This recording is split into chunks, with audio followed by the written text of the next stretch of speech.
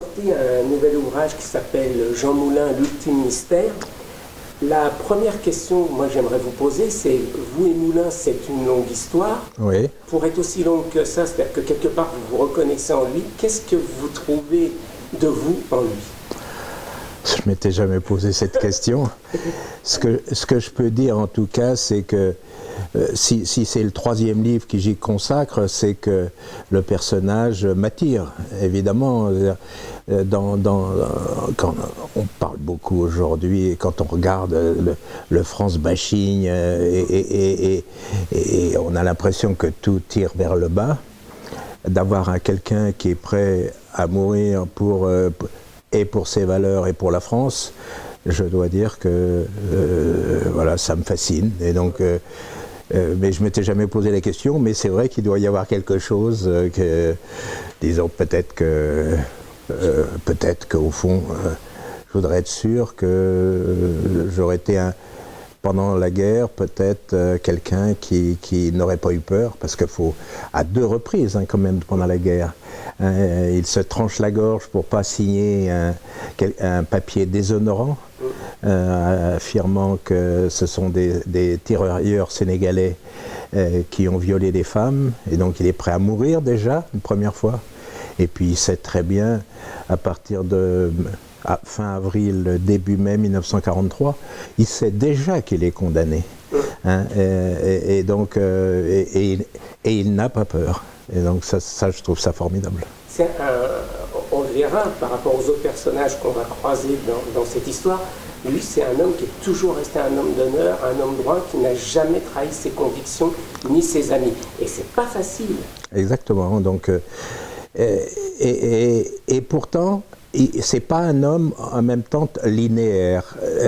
Il est capable de ce que vous dites, mais en même temps, c'est quelqu'un qui est compliqué, qui est complexe.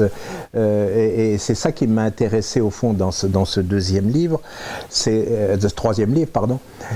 C'est que on voit un aspect de sa vie qui n'est pas celui qu'on voit généralement. Généralement, on voit le préfet jacobin presque brutal, qui unifie les mouvements de la résistance pour les arrimer au général de Gaulle et qui est prêt à faire beaucoup de choses. Alors que là, on voit ce que j'appelle le côté romanin, c'est-à-dire que quelqu'un qui est... oui, mais d'abord, je pense que s'il a rencontré cette femme, Antoinette Saxe, c'est parce qu'elle correspondait à une partie de lui-même, et la partie romanin. Et romanin, c'était le nom qu'il s'était donné à partir du moment où il a fait des peintures, des dessins.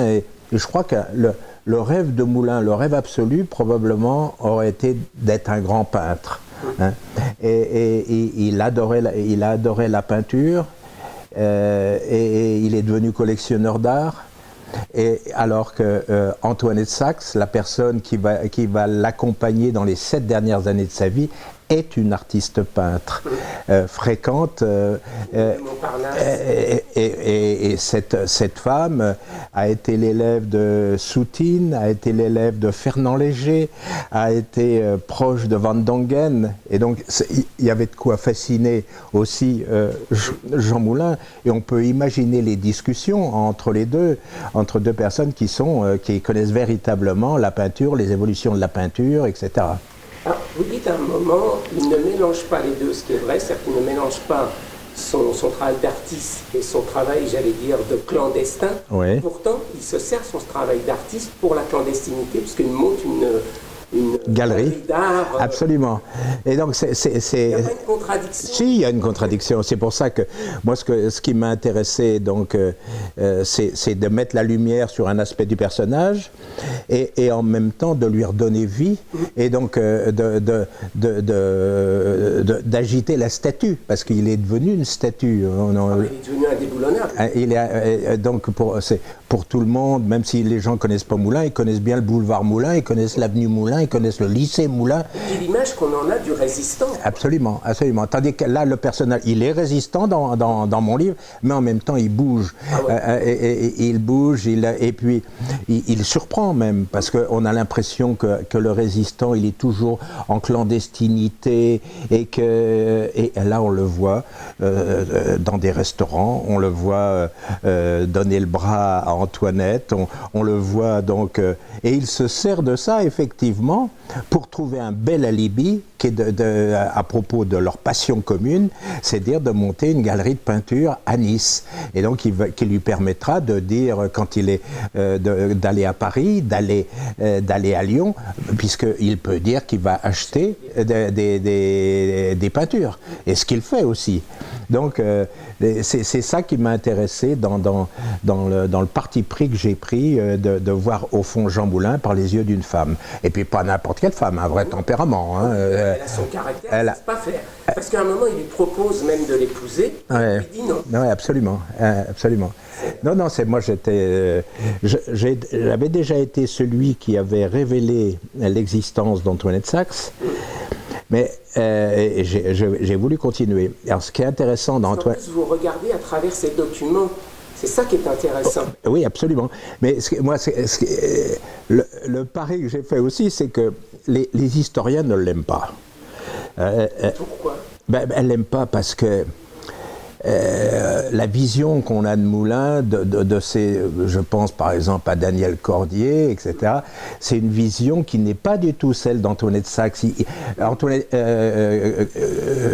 Daniel Cordier et les autres autour de lui ne connaissaient même pas l'existence de cette femme. Et puis en plus, ils découvrent après la guerre une femme libre, une femme très délurée, sulfureuse, et donc...